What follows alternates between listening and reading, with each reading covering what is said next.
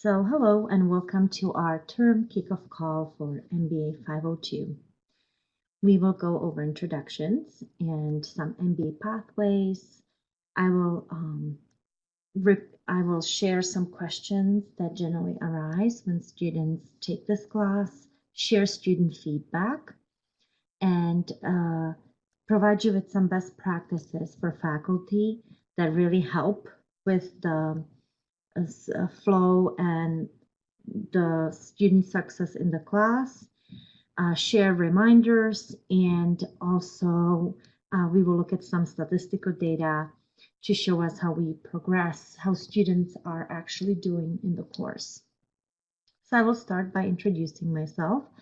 I'm Zuzana Basel. I'm the Associate Dean of Business, and I am overseeing the MBA 501, 502, Economics undergrad and graduate classes, and Finance graduate courses. With me on the call is Katie Carpin, who is also one of the Associate Dean of Business, and she oversees the MBA program. So if you have any questions about the MBA program or about any finance or eco, all the quant programs, please feel free to either email myself or Katie, and we would be more than happy to answer any of your calls you might have. So let's look at our MBA. So our MBA is very specific and a little bit different than other programs you might see in different schools. We have foundation courses. There are 5 foundation courses: the MBA 501, 502, 503, 610, and OL 500. And these are pretty much courses to help students who did not have their undergraduate degree in business to get a jump or start on the business courses in the MBA program. So students that, for example, had social science or liberal arts for their undergraduate degree might not have as in-depth knowledge or knowledge of math and statistics. So they are going into these foundational courses that prepare them for the MBA program, and they are taking these in order to succeed with all the quantitative analysis data they need to do throughout their MBA program. So students who are taking these foundational courses are provisional students, and once they complete them, they move into fully accepted students and continue into our MBA program. Now, we have 27 credits in major courses, which is 9 required courses. And then our students could choose from 24 available concentration and complete 9 credits of 3 courses in a concentration. Now, this is extremely important, the 24 concentrations, because our students come from, they are already working individuals that are aiming to improve their career prospects. So having that many concentrations is to our benefit and to the benefit of our students, because they can pick concentration that best benefits their future career and truly target specific skills they need in order to succeed in the future and quickly progress towards their ultimate goal in their career. Now, when we are looking at the MBA course map, we would love to ultimately build in the foundational coursework into the actual MBA. So the students, as they are going through the program, they will gain that expertise. It would be built in directly into the courses. That's our future plan, and hopefully that will we will work on this goal in the next year or two.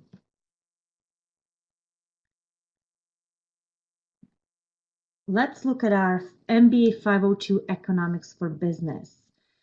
So when students are taking MBA 502, they have already taken MBA 501. So they have basic knowledge, they have knowledge of math and statistics. Also, they are already used to the quantitative thinking. So in a way, this course is probably a little bit less challenging than MBA 501 for them because they are already in the study mode. They are already thinking quantitatively. So, but it's still important to remind them of where do they stand in the program. So oftentimes we have to remind students where they are located in the MBA pathway, how far into the MBA they are, and where are they going. And it is so sometimes students are like, okay, this is where am I? Why am I taking this course? So reminding them where they are and that they're doing a good job and then they're progressing towards their ultimate goal is a good way to motivate the students to complete the course. Now, there are some frequently asked questions. In this course, since they already have taken MBA 501, we still see some academic honesty issues, and they are still struggling with APA. So reminding them of using the Writing Center, providing announcement with resources for MBA is a good idea. Again, being active in participation in the discussion board and setting the expectations from the beginning. Do I need resources or not? Can I just share my opinion or not?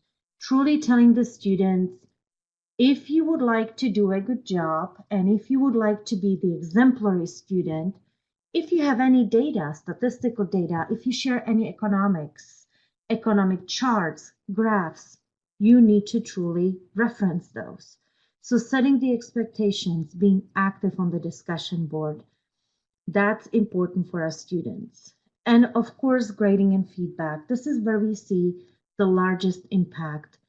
Feedback in the grading book and directly targeting this one particular student and his or her work is where we see the biggest impact on our student success. Students want to see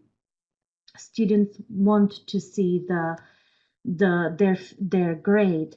They want to hear what you have to say about the subject, the assignment. So anything you can guide them through the feedback towards the positive, highlight the positive and guide them to improve. That's important in a feedback. Now, grading clearly is rubrics and general feedback, and you can share a lot of information in that area. Now, we know that last term has been a little bit challenging with the rubrics. We had quite a lot of issues, but I can assure you that our technology team and a lot of the other groups across SNHU, across our university, are looking at this issue and put it as a high priority on their list. And hopefully it's going to be, well, it should be fixed this term. So we won't see the rubrics being, dropping feedback and not being able to click the different rubric elements. Hopefully that's not going to be happening this term. Truly, it was a priority and a fix went in. So fingers crossed, the rubrics will be working fine this term. Oh, sorry.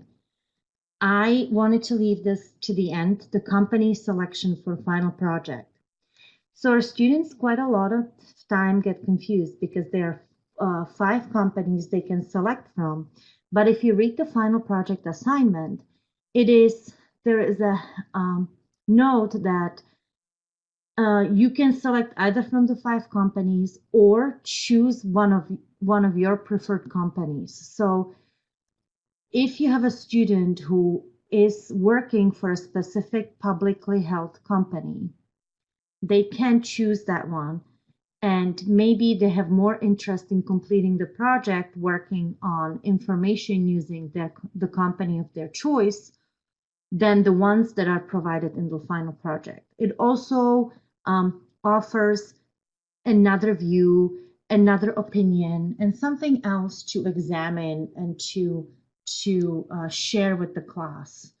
So if you have students, please don't forget that they do have the option of selecting their own company for final project.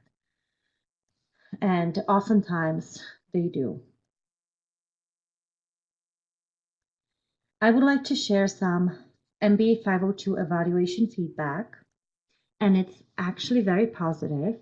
More so than other courses I have taken for my MBA SNHU, the discussions in this course were highly relevant to both the week's reading material content and the milestones that were due to for each project. That was greatly appreciated. The textbook Economics Today was a great textbook. It was laid out in manner that was easy to read, easy to set reading goals with.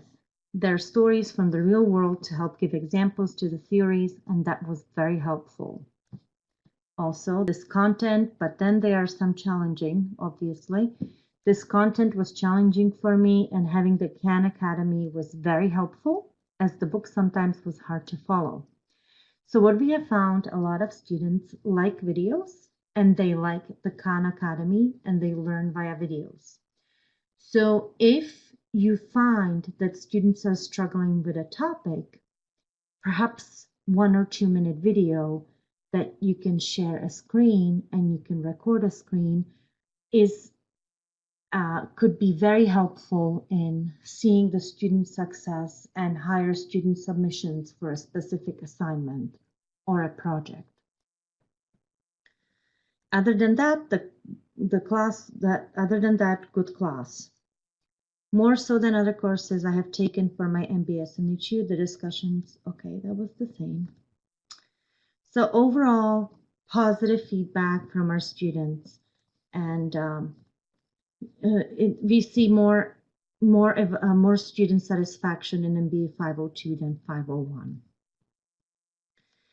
If we are sharing some faculty tips, be positive, upbeat, and encourage your students.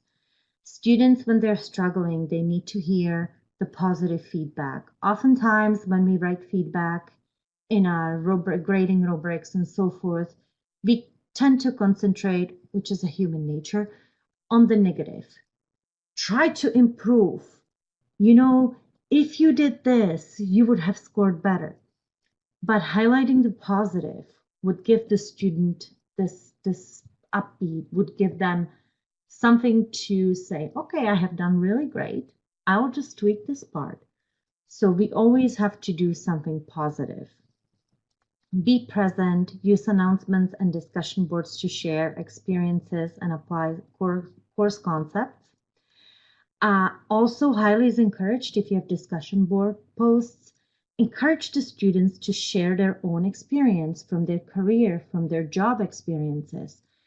We are very fortunate that we have actively working individuals that are in the middle of their career, and a lot of them have very successful careers, and they can share business examples from the real world. And that's always helpful, and it is more interesting than sharing something that everyone can read in, Bloomberg or Economist or Yahoo Finance.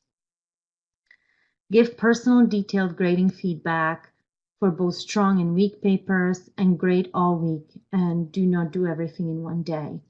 When we do everything in one day, we tend to rush more through the grading. So, doing 5 papers on Monday, if you stagger them, you're not as stressed. If you do 5 papers each day, you're done by Friday, and it is just better flow.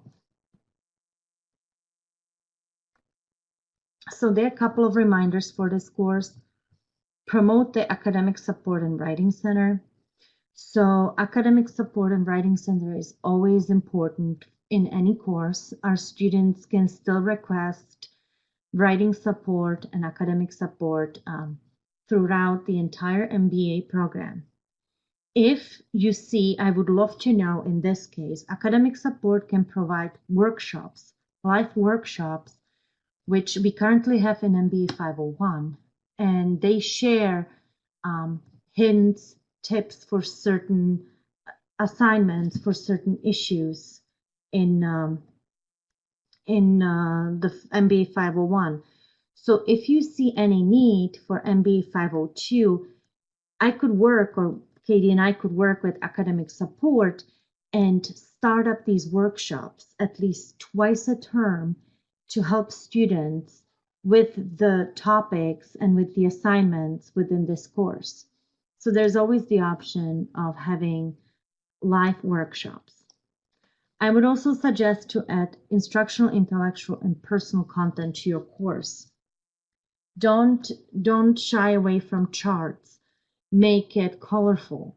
And, if you write just strictly written language and it's all the same font, sometimes students tend to overlook a couple of sentences here and there. If you make it more different font, colorful, put in charts, something that draws their attention, or find an interesting video, it's always very helpful. If you see students struggling with certain assignment, you can share an extra resource. If you see that this is happening term over term, please don't hesitate to let us know, and we can actually find professional video or some resource that we can provide, and it's standard across all the sections. Well, let's look at some data. And this data is actually the success data. So how many students finish our course that get enrolled? So in MBA 502, we see actually high total success score. So our students, over 90% of our students succeed in the class. That's different from MBA 502 when this number is in 70%. That's because the students, again, already went through the first statistics class. So they are on their second course. They know how to work the online platform. They are more used to the workflow, and they can better see how to work on a statistical course. Overall, there's not really an assignment that's low, and all of the assignments are fairly successful for completion by students. So we don't see anything in the 40 or 30% success rate. And this brings us to our questions. Any questions, any comments, concerns?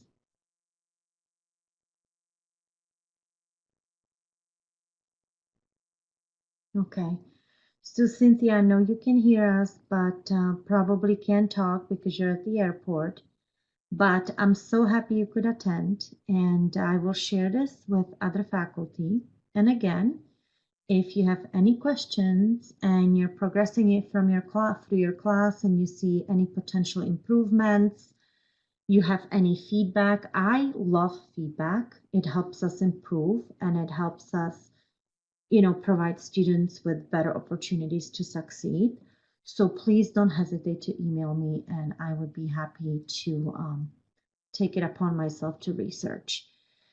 Anyway, safe travels, Cynthia, and Katie, thank you for attending, and I will share this recording with the rest of the faculty. Have a good night, everyone.